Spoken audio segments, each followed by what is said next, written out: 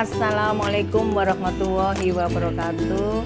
Alhamdulillah, hari ini kita bisa bertemu kembali dalam mapel PKN.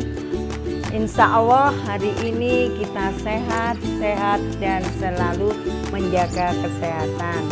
Anak-anakku kelas 9 A, B, C, D, E, dan F. Kita lanjutkan materi ke bab 3. Ayo kita semangat.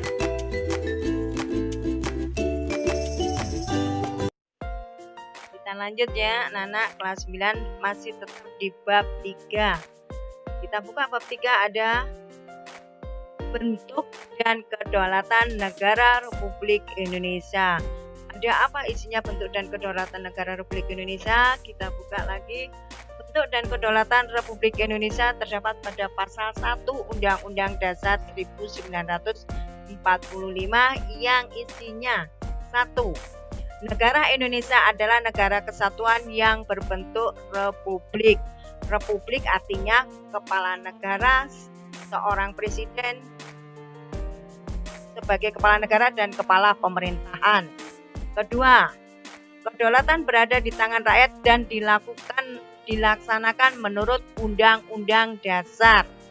Yang ketiga, negara Indonesia adalah negara hukum. Itu bentuk dan kedaulatan Republik Indonesia pasal 1. Kita lanjutkan. Lembaga-lembaga negara di Indonesia. Lembaga negara sebelum amandemen.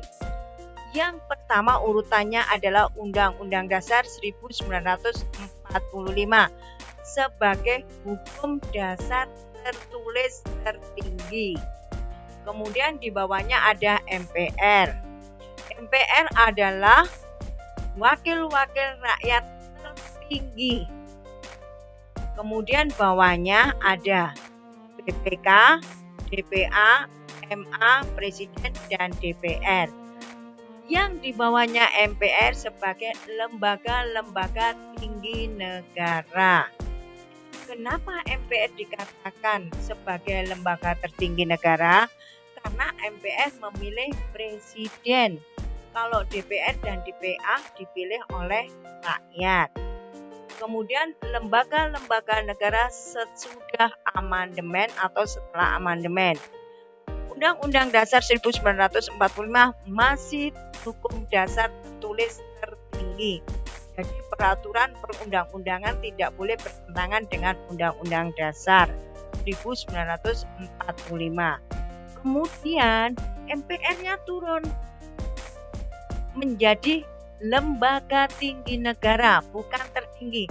Jadi lembaga tinggi negaranya ada KPU, Bank Sentral, BPK, Presiden, DPR, MA, DPD, MA, MK, dan KY. MPR turun karena MPR sudah tidak memilih, tidak memilih presiden, tapi hanya mengesahkan presiden. Yang memilih presiden adalah rakyat. Itu lembaga-lembaga negara, tinggi negara. Lanjut, pemilihan umum. Nah, karena negara Indonesia adalah negara demokrasi, ada pemilihan umum yang diatur pada pasal 22E. Apa isinya? Pemilihan umum dilaksanakan secara luber. Apa luber? Langsung, umum, bebas, dan rahasia, serta jurdil, jujur dan adil dalam setiap 5 tahun sekali. Yang kedua, pemilihan diselenggarakan untuk memilih anggota DPR, DPD, DPRD, Presiden, dan Wakil Presiden. Yang ketiga, peserta pemilu untuk memilih anggota DPR dan DPRD melalui partai politik. Di Indonesia mempunyai multi partai atau banyak partai. Kita lanjut bab 4. Peserta pemilu untuk memilih anggota DPRD adalah perseorangan.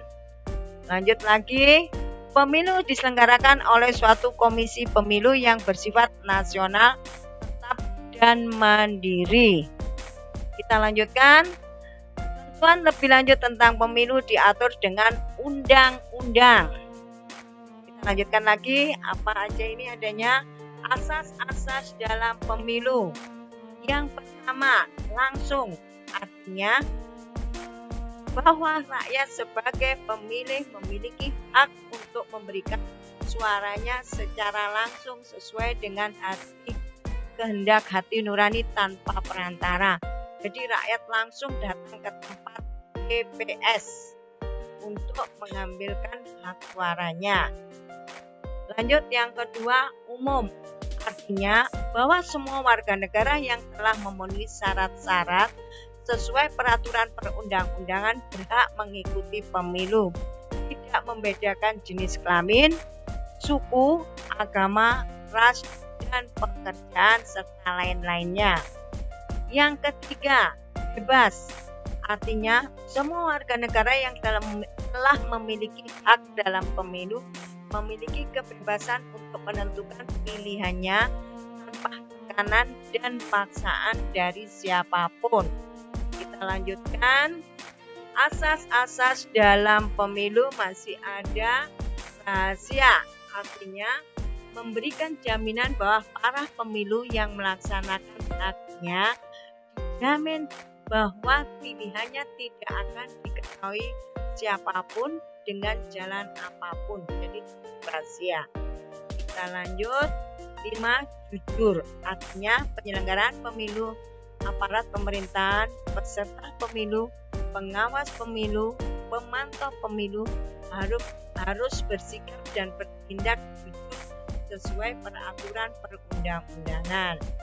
Kita lanjut yang keenam, adil. Artinya setiap pemilih dan peserta pemilu mendapatkan perlakuan yang sama serta bebas dari kecurangan pihak manapun. Oke, kita lanjutkan. Berikutnya adalah negara Indonesia adalah negara hukum. Pasal 1 ayat 3 Undang-Undang Dasar Negara Republik Indonesia tahun 1945. Secara umum, negara hukum memiliki karakteristik sebagai berikut. 1. Perlindungan dan pengakuan terhadap hak asasi manusia.